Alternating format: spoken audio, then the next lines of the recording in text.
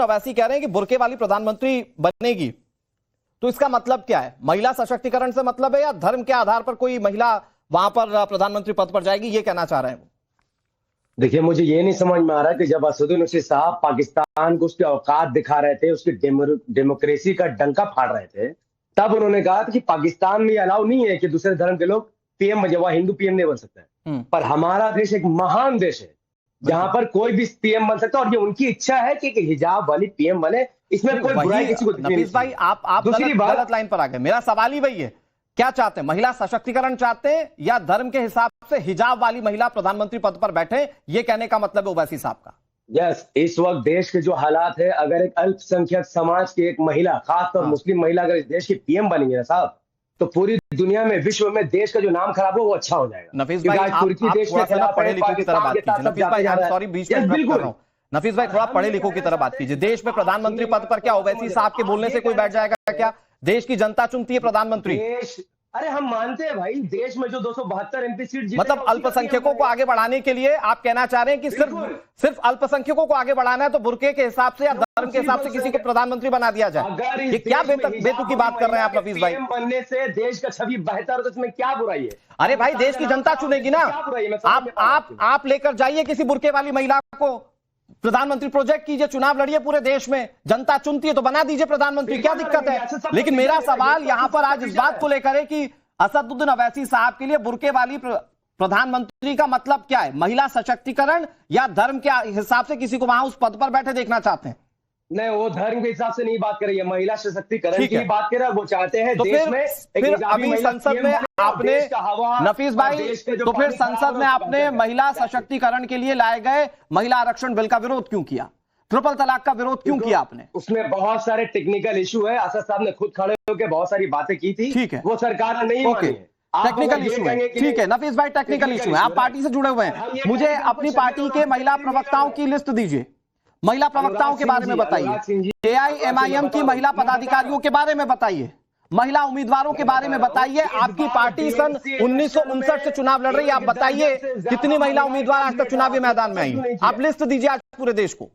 आप महिला सशक्तिकरण की बात कह रहे हैं? चुनाव हो रहा है महाराष्ट्र में, वहां पर 1 दर्जन से ज्यादा कैंडिडेट महिला, और वो सब जीतेगी इंशाल्लाह। अरे सर, वो हमारे चुनावी सिस्टम की एक बाध्यता है जिसमें महिला उम्मीदवारों को आपको उतारना ही है।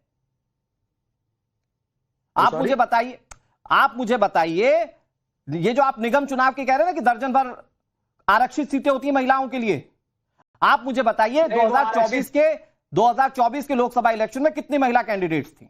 उससे पहले कितनी सीटों पर चुनाव, बिहार विधानसभा चुनाव में आपने 5 कैंडिडेट कितनी सीटों पर चुनाव, अच्छा कितने सीटों पर हम लोगों ने चुनाव लड़ा? क्या हम पूरा स्टेट में चुनाव लड़ रहे हैं बीजेपी को जिताने के लिए? अरे आप एक सीट पर भी लड़े तो क्या आपने महिलाओं के बारे में सोचा? आप एक सीट पर लड़े तो क्या आपने महिलाओं के बारे में सोचा? आप बिहार में कितनी सीटों पर चुनाव लड़े थे और उसमें कितनी महिला कैंडिडेट थी? और जहां कैंडिडेट जीत सकते हो वहीं पर हम अपने उम्मीदवार उतार सकते हैं। आप ये सवाल वहां क्यों फिट कर रहे हैं? आप ये वहां फिट किए जहां पर फिट हो सकता है। हम ये चाहते हैं कि देश में पता है नफीस अंसारी साहब, आप कितने सिलेक्टिव हैं आज वो देश देख रहा है। जहां उम्मीदवार जीत सकता है वहां आपने वो प्रवक्ता वहां आपने वो नेता उतारे, लेकिन आज देश के सामने महिला तुष्टीकरण पर आपको वोट चाहिए तो आप हिजाब वाली महिला की बात करते हैं। आप या तो तर्क दोनों तरफ दीजिए, और या तो फिर आप महिला सशक्तिकरण की बात कर रहे हैं तो अपनी पार्टी में जरा उसे रिफ्लेक्ट कीजिए। आप मुझे बताइए ना, आपकी पार्टी में कितनी महिला पदाधिकारियां हैं? अतुल जी, आप ये बताएं, आप जो बार बार बोल रहे हैं कि हम हिजाब वाली महिला को हिजाब के पीछे रखना चाहते हैं, हमारी कौम की कोई महिला जबरदस्ती हिजाब नहीं करती। आपको समझ में क्यों नहीं आ रही है बात? हमारी कौम की महिला आजाद है, जिसका मन करता है हिजाब करती, जिसका मन करता नहीं करती है। और हमारी कौम की कोई महिला हिजाब नहीं करेगी, हम लोग उसको काफिर भी नहीं बोलते, ये उसकी मर्जी है। अब बार बार ये नैरेटिव आप लोग क्यों बनाते हैं कि नहीं हम लोग हिजाब के पीछे रखना चाहते हैं? और नफीस भाई आप सवाल से भाग गए। नफीस भाई, my short and simple question to you is, आपके पार्टी में कितनी महिला पदाधिकारी? आपकी पार्टी में कितनी महिला पदाधिकारी हैं? कितनी नेता हैं? कितनी महिला नेताओं को टिकट दिया जाता है कि वो चुनाव लड़ें? आप मुझे बस ये बताइए। बीएमसी में दिया गया।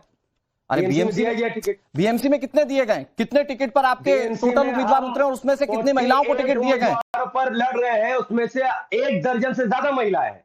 जैसे जैसे पार्टी के स्तर आगे बढ़ेगा वैसे वैसे टिकट का बंटवारा भी आगे बढ़ेगा। हमारी पार्टी चुनाव में कितने सीटों पर लड़ती है? हम तो कम से कम सीटों पर चुनाव लड़ते, तो ये बात तो आपको पूछना नहीं चाहिए।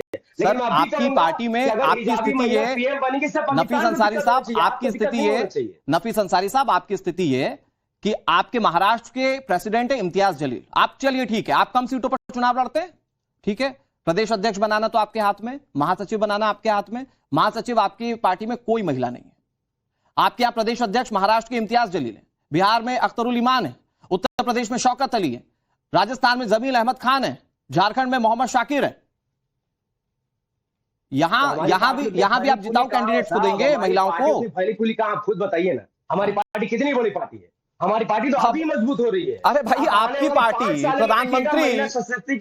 पार्टी प्रधानमंत्री बुर्के वाली देखना चाहती है, लेकिन जब अपनी पार्टी में महिलाओं को आगे करना है तो कहना, क्या कह रहे हैं आपकी बहुत छोटी पार्टी है?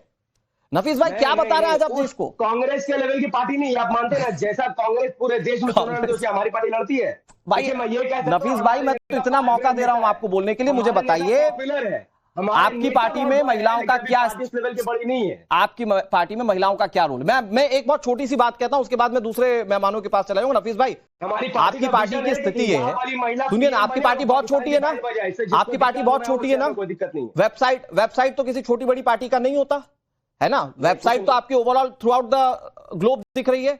उस वेबसाइट में स्थिति है, मैं आने से पहले, डिबेट में आने से पहले आपकी वेबसाइट देखकर आया, उसमें एक महिला की फोटो नहीं है।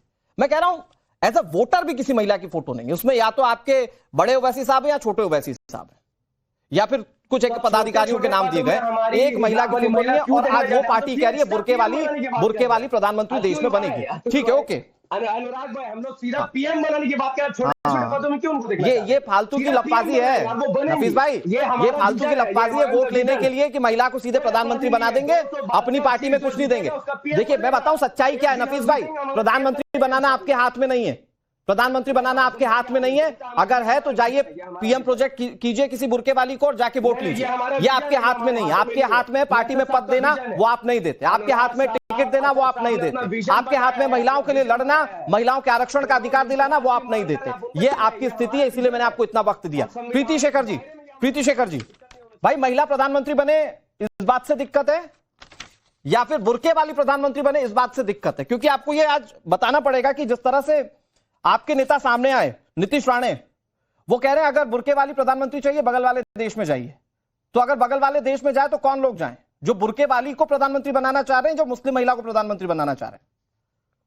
देखिए अनुराग जी, भारतीय जनता पार्टी को ना तो बुर्के से परहेज है या ना तो महिलाओं से परहेज है, लेकिन ओवैसी जी के तुष्टीकरण वाली उस स्टेटमेंट से जरूर परहेज है, या उस पर हमारी आपत्ति जरूर है कि वो सिर्फ वोट बैंक की तरह महिलाओं का इस्तेमाल करना चाहते हैं। महिलाओं को प्रतिनिधित्व उनकी योग्यता पर मिलता है, न कि उनके नकाब और हिजाब पर मिलना चाहिए। और यह देश हमारा लोकतांत्रिक देश है, यहाँ पर योग्यता से नेता तय होते हैं और जनमत तय करता है कि प्रधानमंत्री कौन बनेगा। रही बात ओवैसी साहब की, तो जिन्होंने समय समय पर महिलाओं के विरोध में खड़े होने का कार्य किया, चाहे ट्रिपल तलाक से मुस्लिम महिलाओं को मुक्त करने की बात हो या महिला आरक्षण वंदन विधेयक अधिनियम के पक्ष में खड़े होने की बात हो, वो कहीं पर भी महिलाओं के पक्ष में नहीं दिखे। और आज वो वोट बैंक के लिए वो महिला, एक हिजाब वाली महिला को मेयर और प्रधानमंत्री बनाने की बात कर रहे हैं। ये तो उनके तुष्टीकरण की बात हुई प्रीति शेखर जी, ये उनके तुष्टीकरण की बात हुई। लेकिन आपके नेता नीतीश राणे अगर ये कहते हैं कि अगर किसी बुर्के वाली को प्रधानमंत्री बनना है पंथ के हिसाब से, जो कि मुझे जायज भी लगता है कि धर्म के हिसाब से किसी को किसी पद पर नहीं होना चाहिए, लेकिन आप उसको कैसे जस्टिफाई करेंगे? क्योंकि इससे एक मैसेज ये दिया जा रहा है कि बीजेपी नहीं चाहती कि कोई मुस्लिम महिला जो है वो प्रधानमंत्री पद पर आसीन हो। नहीं, मैंने शुरू में स्पष्ट किया, हमें धार्मिक आधार पर हम